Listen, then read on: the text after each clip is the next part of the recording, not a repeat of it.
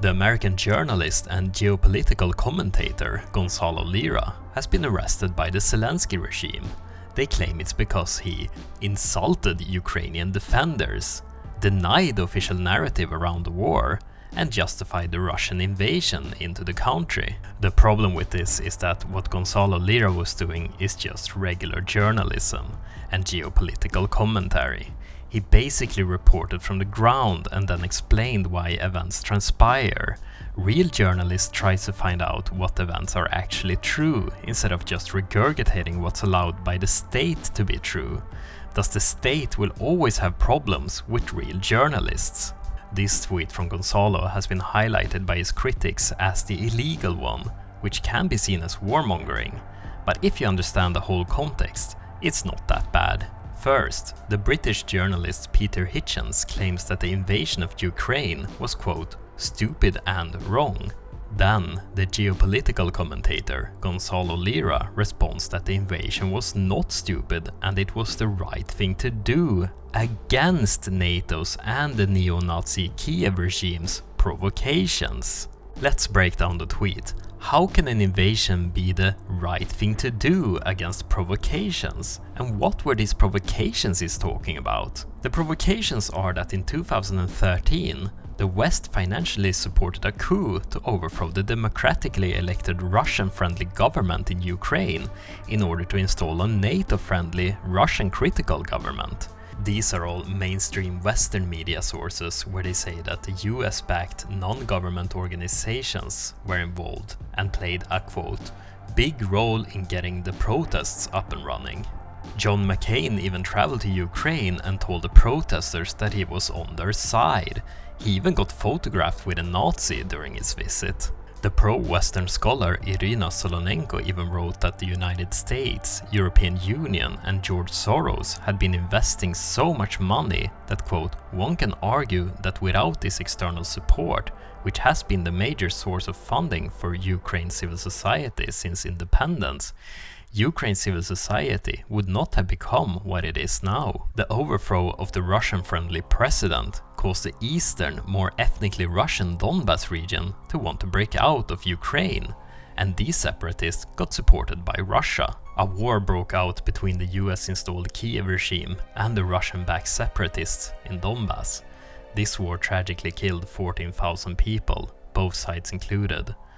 To end the bloodshed, they signed the so-called Minsk Agreement to stop the fighting in exchange for some autonomy for the Donbas region. However, this agreement was signed by the West in order to buy time for Ukraine to build an army, which was admitted in December of 2022 by Angela Merkel.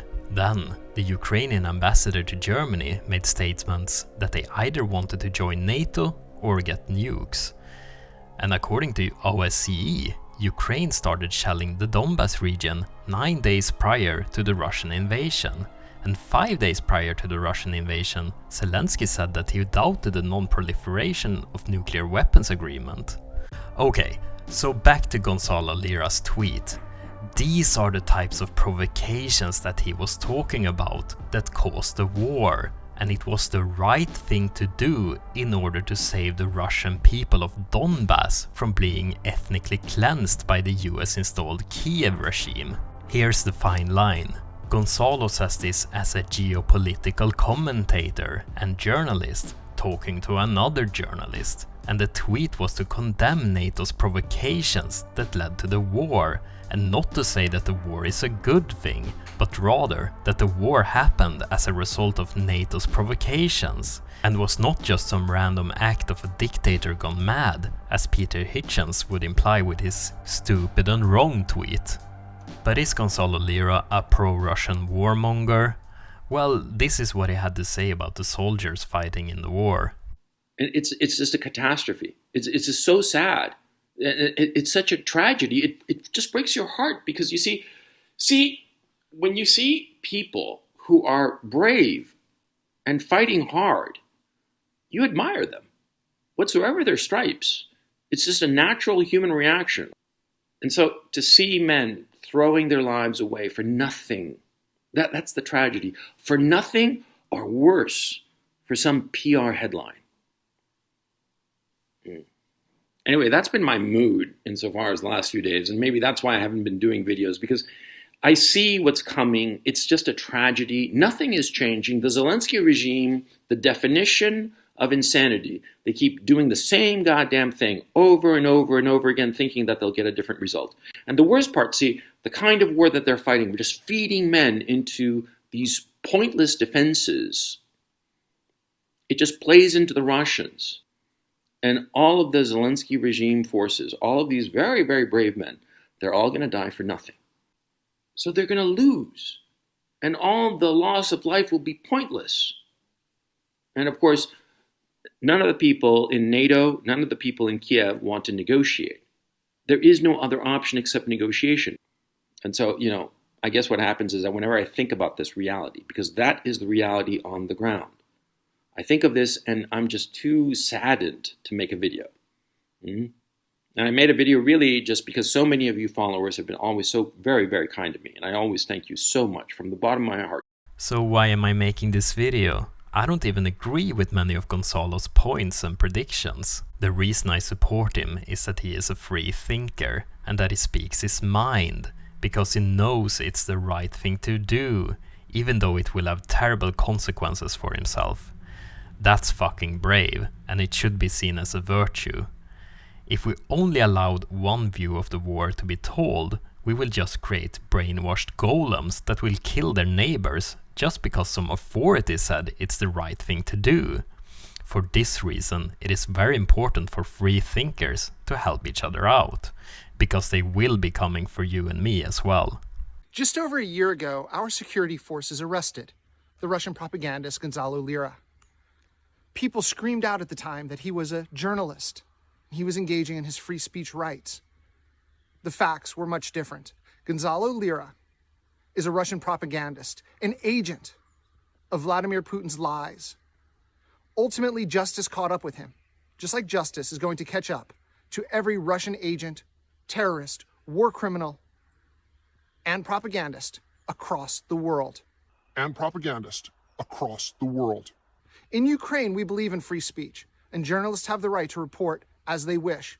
Gonzalo Lira was not a journalist, and now he'll have many, many years to think about the danger and death that he brought to the people of Kharkiv, the people of Ukraine, and supporters of Ukraine from across the world. Slava Ukraini! From this adult human female, it really doesn't seem like Ukraine values freedom of speech at all. And this just highlights that it's just as much of a corrupt country as Russia. By just slapping the label Russian agent on a journalist who report on the war, they can imprison whoever they want. By this logic, will this female woman come after Donald Trump as well, because CNN said he was a Russian asset? Besides, the official arrest warrant did not say that Gonzalo was a Russian agent, it just said that he said some naughty things online, just like what a real journalist would do. Don't get me wrong, I'm not saying that the Russian government is good guys. I'm saying it's two corrupt powers fighting each other, and unfortunately innocent people get caught in the middle of this unnecessary war, which is a total tragedy. So how do we save our boy Gonzalo? We all know that truth doesn't really matter in an armed conflict between two corrupt nations. Only leverage matters, and the leverage Gonzalo have is the optics behind the arrest. If imprisoning him makes them look worse in the eyes of the West, there is a chance that they will let him go in order to portray like they are a nation worthy of support. And who knows, maybe they are. So it's very important to spread memes and awareness of Gonzalo's disappearance, and put pressure on your elected officials to get him out of jail. Make sure everyone knows that Ukraine is imprisoning journalists who are critical of the regime and report on the war. And ask yourself, why are we giving so much weapons, money and support to a nation that doesn't even stand up for democratic values? Vladimir Putin, you are already in hell. We are counting your days down now. Your fascism, your totalitarianism will not get a monument, Vladimir Putin! Slava Ukraini!